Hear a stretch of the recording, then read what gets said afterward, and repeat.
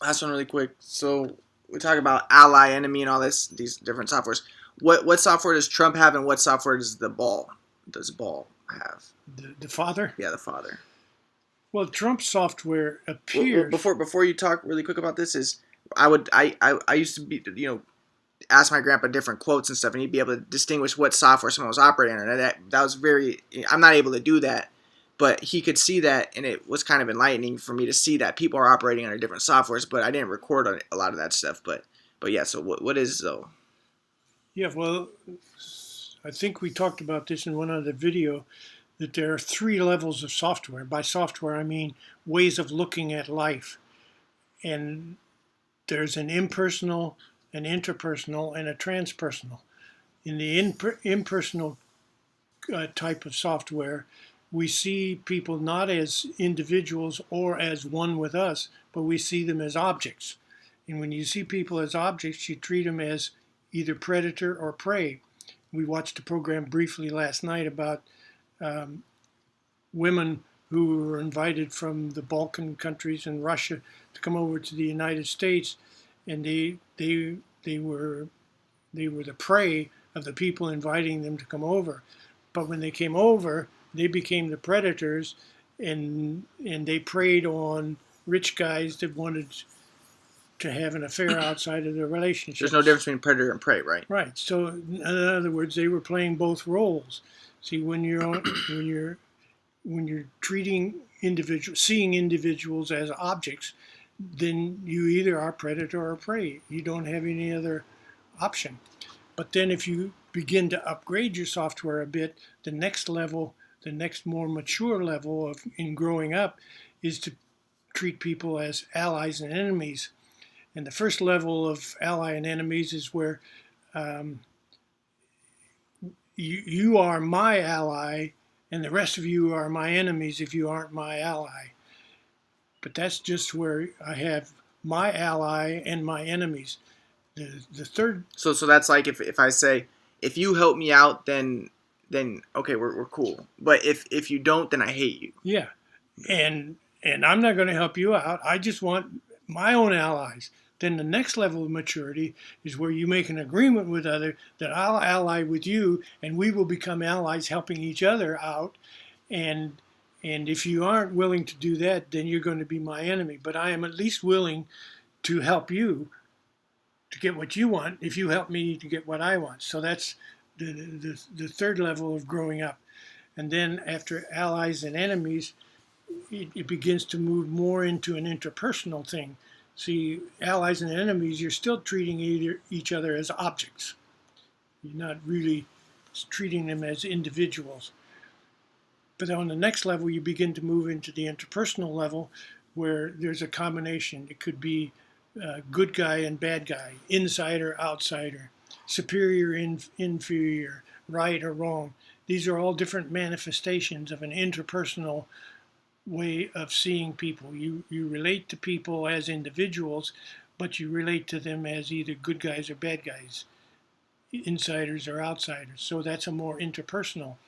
And now the main step that you take toward getting out of the interpersonal kind of software is where instead of superior and inferior, you add equals. At least begin to see that maybe instead of being just superiors and inferiors, maybe there are people who are equal to me.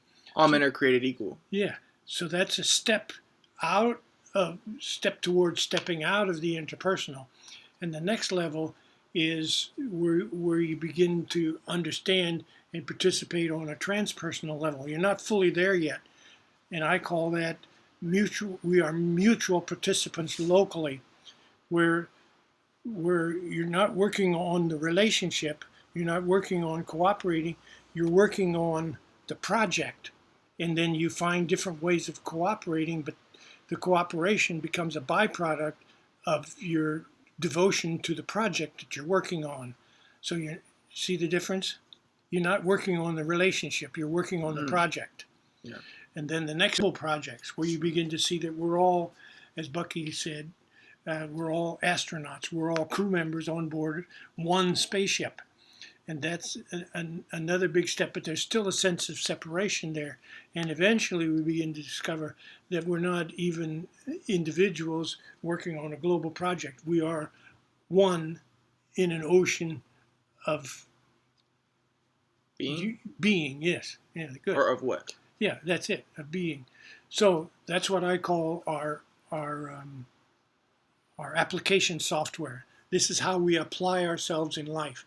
And this is the hierarchy of growing up, where we grow up from that impersonal through the interpersonal, eventually to the transpersonal. That's what it means, as I understand it, to be growing up, is upgrading our software, our way of applying ourselves in life. Any thoughts there, Gabriel? No. So can we talk a little bit about we'll just end it with this part though, but the distinctions between, okay, we're talking about relationships and interpersonal relationships, and we're talking about transpersonal. So can you describe what the difference is, and then also the idea, you used the metaphor of the balloon, yeah, and everything. Should we talk about this now, or is that good? Yeah. Well, see, one metaphor that I've used often to distinguish between an interpersonal relationship and a transpersonal participation is, when you dance, who should lead in a dance? The man. Well, see, on an interpersonal level, you have to decide, should the man lead or should the woman? Now, that's an interpersonal relationship. You're trying to decide who should lead. But in a transpersonal dance, the music leads. Both people are listening and responding to the music. They're not responding to each other. When the man leads or the woman leads, the other one has to respond to the leader. That's an interpersonal relationship. And when you respond to the music, that's a transpersonal participation in the dance, in the music. Any other thoughts there, Gabriel? So on an impersonal level, you're not even aware of the other person. You're just doing your own thing. And to hell, if I step on your feet, too bad. So in impersonal consciousness, I think the way that Wilber described it was, he was saying that when someone has impersonal consciousness, they're just making, they're superstitious, and they're just making like, they're kind of schizophrenic, quote unquote. They're making loose associations, and they think that, a lot of people think that, wow, these people are really profound and they're actually very mystical and spiritual. No, they're not. They're impersonal. They're talking like, I mean, there probably is a deeper meaning to it if you really were to try to seek it out. It's like a dream. When you're dreaming, if you really try to find a deeper meaning, you'll find it. But it's like, I am the mountain, and I am the, but the mountain is actually, and like saying these things, but they don't really know what they're talking about. Right. That's impersonal. Then there's personal, and what is that? Now you're more rational or what? Yeah. And then transpersonal is when what? When you're responding to the music. When you're in the flow. When you're present, is that like a high level of presence? And yes. Like, any other thoughts on that, Gabber? So can you give that balloon metaphor? Yeah, well, I use also the balloon metaphor. You see, the relationship is an illusion. It's a figment of the imagination. It's a creation. It's a story we tell. We've got, between a man and a woman, we've got something going here. We have something that we can depend on, something that will support us, and then the concern is with always maintaining this relationship. The problem is you can't fully define what a relationship is, so you're always on edge, trying to keep up this illusion that we have a supportive relationship.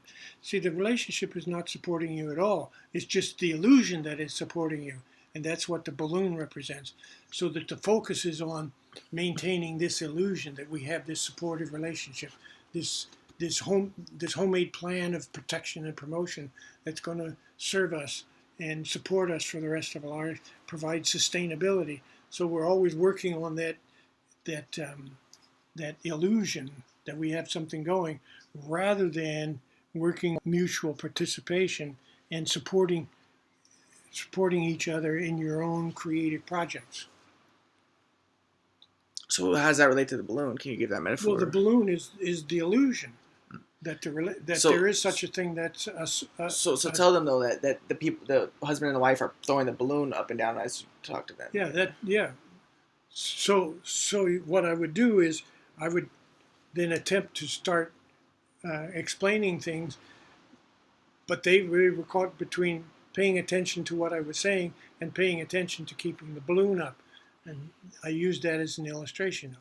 What are you going to be interested in? Maintaining the relationship or engaging in exploration and discovery? I used that as a metaphor for illustrating the difference between an interpersonal and a transpersonal. So, any other thoughts, Agrippa? So one more thing. So, what is Trump software and what is the Ball Brothers dad's software? Well, Trump appears to be stuck in allies, my ally and enemies. If you're not my ally, see, he says, for example, I wanted to have an attorney general who supported me and protect me. I want him to be my ally. He's not interested in setting up ally relationships with other countries. He said, past presidents have done that and dissipated our relationships. I'm going to be for America, my allies. And if you're not my allies, helping me get what I want, you're my enemy. So he's primarily in allies and enemies, but he also is in superior, inferior. See, he's also always, he's regularly putting people down as inferior. This whole thing about shithole, see, that's a put down. We're superior and we want superior people to come to the United States. We don't want inferior people. So he tends to see people in terms of they're either our inferiors or superior or our, well, basically he says, everybody's my inferior. I'm better than everyone. Nobody is smarter. Nobody. He's always superior. And a lot of people love that because a lot of people have that same software system. Yeah. So I have a friend who's like that too, and he likes Trump a lot. Yeah. So if you're in that software and you like to see the world as composed of superiors and inferiors, you'll love Trump because it supports your software. Now Ball is a little more he's a little more complicated, but he certainly manifests superior, inferior. He tends to have a sense that his way of looking at things are superior, and he does have some very commendable interests in life. The whole thing. One of the things that impressed the Lakers management was that he not only supported his three boys, but he supported the neighborhood, and he invited all the neighborhood kids, regardless of who they were and how good they were. He invited them to come in, and he worked with everyone. So he goes beyond simply insiders and outsiders and superiors and inferiors. He apparently sees quality. He not only superiors and inferiors, but maybe we're all equal. So there's a part of that to his way of being, but there's also the part of superior and inferior. Also, top dog. Didn't you say he was more top dog? Yeah, top dog. Is that the same thing as superior and inferior? Yeah. And you said top dog tends to be more impersonal, and superior inferior tends to be more interpersonal. Does that make sense? I make that distinction. I don't know whether that's a valid distinction. But it makes a lot more sense when I would listen to you. I would ask you a quote and you would be able to distinguish which one. But yeah. But then, like I said, I would ask you like the fairy tales, and you would see like, okay, Pinocchio represents the flow, and this represents this, and you would see all that interesting stuff. But I didn't record the stuff back then. That a lot of those, I don't think I recorded it. But any other thoughts, Grandpa? So hopefully we get to more stuff in a little bit. Hopefully.